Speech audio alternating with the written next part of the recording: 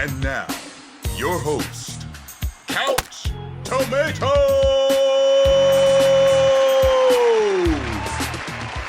So let's go into the ratings. So on the site that should not be named, as of the morning of December the 16th, Star Wars The Last Jedi sits at 93% from critics and a whopping 56% from the audience. I typically agree with the audience, so I'm surprised. Question is, Hulk, are you surprised by those numbers? Yeah, I'm shocked. But then, like you mentioned, once I really thought about it, and then I realized what we're dealing with, the Star Wars community is huge. It's probably the biggest community, out of DC, Marvel, out of anybody. It's the biggest one. I think Marvel's on his heels. Speak for yourself. Yeah, I think Marvel's on his heels. All right, but I think Marvel came for international. Because Star Wars, you got a bunch of baby boomers. You got millennials now. I feel you, but I think when you leave the state. When you leave the country, I think it's a different story. And I think there's more Iron Man costumes than Luke Skywalker right now. That's just I see what you're saying. Yeah. I'm saying that's the new Star Wars. Yeah. Because domestically. But you said but you said you're not surprised. Continue. Yeah, because when I first saw it, I was shocked. That's what made me scared. I was just like, damn, the critics again, they tripping, come on, man. And then I was just like I was really down for that Thursday. And I was just like, damn. But then once I really thought about it, and then I saw like you said, I started hearing a lot of, it's different. And then I seen the people that watch Force Awakens put statuses up yo, I love this movie. I was just like, okay, now I know what's going on. It's a lot of the older Star Wars fans, the one that grew up with the trilogy, the one that didn't really like the prequels. And also, like you said, wasn't really too big of a fan of Force Awakens. They not really feeling this movie because they wanted their Star Wars film to fit a certain mold, and in the fact that they didn't got that, that's why the score is so low. And then, like you said, the people that like Force Awakens, that people that like J.J. Abrams' vision and like what they're doing with this new trilogy, they're the ones that are keeping it afloat where it's not in the 30s. That's why it's in the mid 50s right now. So that's when it's dropping the 99 and the 2000. It's like a juvenile record. But I will say I was surprised originally, but then when I thought about it, I'm not surprised, especially after seeing the movie. Whether you're a loyal fan or not, there's certain things in the movie that I could get over, but I think a lot of people out there they're going to have a hard time swallowing. Yeah. And keep in mind, say what you want to say about Force Awakens. A lot of people hate that movie, but a lot of those people, you can't find them. They're like closet haters because the audience score on the site that should not be named and the critical score, they're both high. So that's why it's hard for me to find people who hate that movie and verbally say it, unless we're behind closed doors. So that's why I'm like, well, I can't really say that the people who like Star Wars The Force Awakens like this because the audience score is so out of whack. So I think some issues that people had, and I'll mention them. Personally, I didn't grow up with Star Wars, so keep that in mind. I didn't hate the movies, but it just wasn't my thing growing up. So I never really understood the appeal of the original trilogy. But some of the issues that people have with this film, I'm like, that was present in the original trilogy. I think you need to go back and watch it. Because some people didn't like the overacting. I'm like, did you listen to Han or Luke? and they overacted a lot. And to me, when General Hux talks and his overreacting and overacting, it's annoying at times, but that's also how a lot of the actors sound in episode 4 through 6, not to mention the overacting in episode 1 through 3. So that's one issue, but go ahead. No, there was another issue with the comedy. There was it's not as funny. I'm like, to me, this was just a regular, it didn't, to me, Star Wars movies are always, the comedic timing was just, that's the funny thing, because no pun intended, but a lot of people hated the humor in Force Awakens. So I thought that, some of the jokes didn't land. That's probably what they were upset about. And some of the jokes went on too long.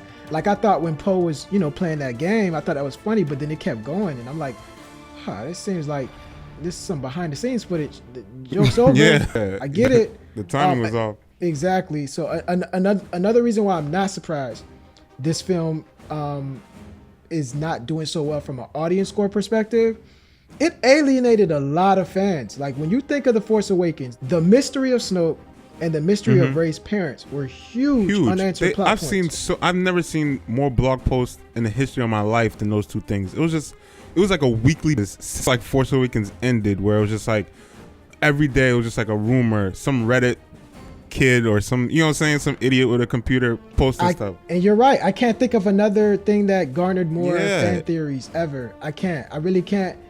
So when you put that together with what happened in the movie, there was so much buildup, but the reveals were so anticlimactic in this film that was actually the funniest joke. So that had the worst comedic timing. I'm like, wait, that's a joke. I get it, but I'm the butt of your joke. I don't believe for a second that the revelation of Rey's parents is true. Like, I really think that Disney cannot be that stupid, because if it's one studio that listens to their fan base the most, they won't admit it, but it is Disney. So I'm like, nah, Disney, y'all can't be that dumb to let Johnson do that. Nah, y'all can't be that stupid. And I think, I personally think, like I said earlier, Ben and Rey are twins, but Ben's memory was blocked. But since they killed Han, Leia's dead in real life, and they killed Luke. Yeah. Well, he committed suicide in the coolest way, by the way. So they just don't have their lack of actors is causing them to kind of improvise. Also, Snoke's supposed to be this evil menace, but he has the worst peripheral vision in the universe. So I thought that was underwhelming as well. So the only thing that I like about Snoke is the fact that it would have been better if they built him up to be a better villain, but it just makes Kylo that much cooler. Like, that's true too. Yeah. Yeah, because a lot of people are like, you're not Darth Vader. I'm like, he's not Darth Vader yet. Keep in mind, episode 1 through 3 is about Darth Vader. So he had some lame moments. And this guy, remember, Force Awakens, and this, it's like a month that took place.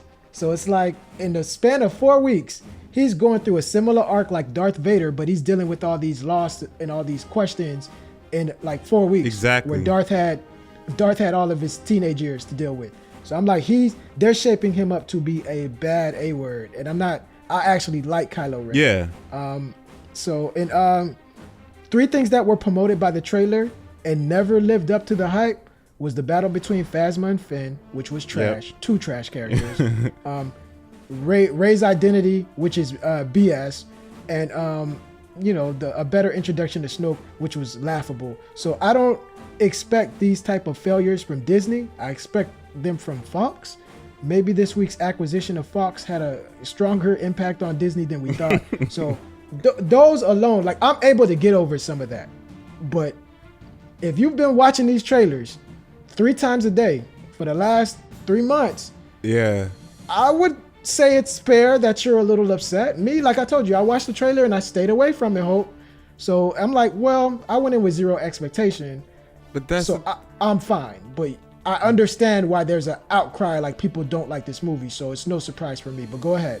No, but these fans gotta learn. They keep, like, I stopped making those mistakes a long time ago. Like, you still make those mistakes. No, I don't. You can act all high and mighty now, but you thought Justice League was gonna be better than it was. No. I'm not. Okay, I could still have. I'm always gonna be that way. If I feel a franchise is that I like, if I feel like the movie's gonna be good, I'm always hype it up. But at the same time, I don't get into like the fan theories. That's what I'm trying to say. Like, no, but even fan theories alone, no, you don't need a fan theory to where you.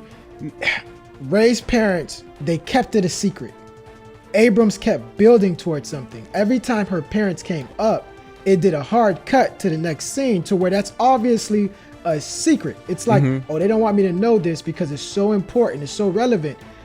A lot of the fan theories that came out, I didn't care about. But one thing I did not expect was for you to tell me that, oh, it's some random guy named Bob. Bob and Jill had a baby in a manger, and they couldn't afford it, so they dropped her off in a dumpster. That's horrible.